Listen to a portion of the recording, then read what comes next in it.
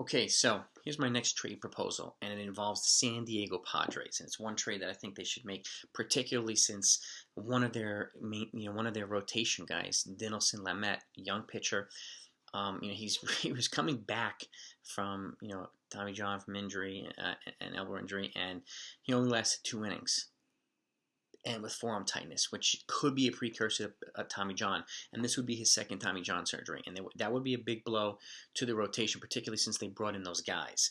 They brought in Blake Snell, they brought in Yu Darvish, and they brought in Joe Musgrove, who threw a no-hitter a couple of weeks ago. And the crazy thing is, they have a top 3 farm in all of baseball, and the highest prospect they gave up for all 3 of those guys was the number 3 prospect. They gave up a lot of prospects volume-wise, but they didn't go beyond number 3 for any of them. So a really impressive haul. But now I think it's an opportunity for them to give up, a little bit a lesser package in terms of volume, but a higher package in terms of quality. And I think they should be calling the GM of the Cincinnati Reds and making a proposal to trade for Luis Castillo. You add Castillo, especially if Lamet goes down, you add Castillo to that rotation. To me, that rotation is better than the Dodgers. Okay, and I think if he does go down, they have to make a trade for a frontline starter. And Kyle Hendricks is nice, but I think Castillo is the guy.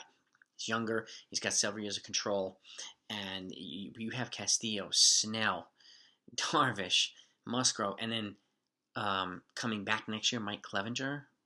Oh, good Lord, that's a nasty 5. Nasty 5. Okay, and then you have some of the other young guys that are still up and coming as well.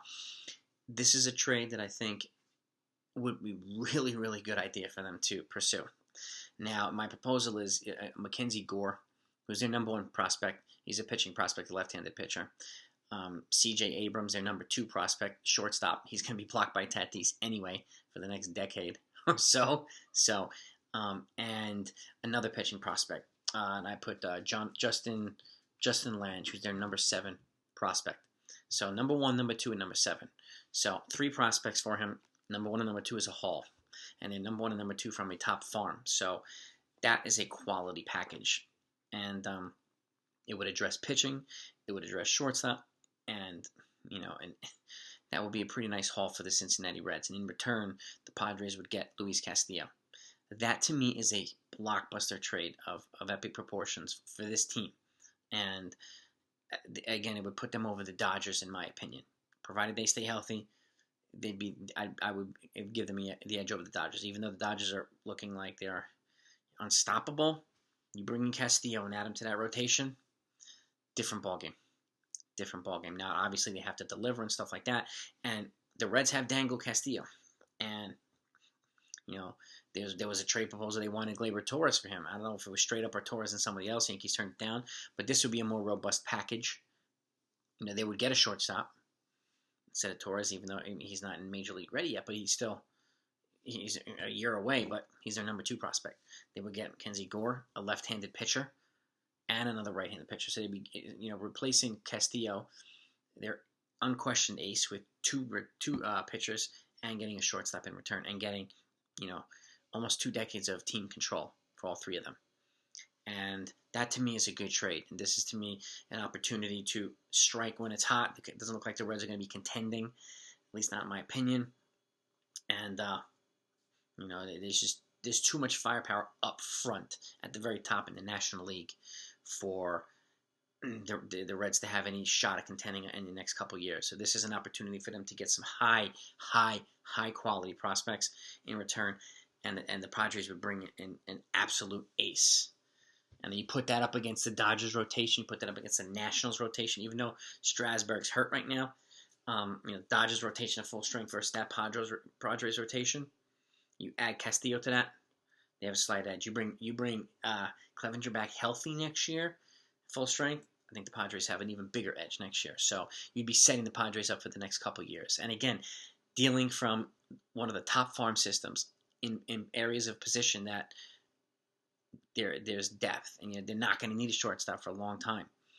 And again, pitching depth, they have a lot. Look at this little rotation, and there were 4 or 5 pitchers in the top 10 prospects on that list, so they still have pitching depth. Okay, and so they'll be fine if they give up Gore and another pitcher.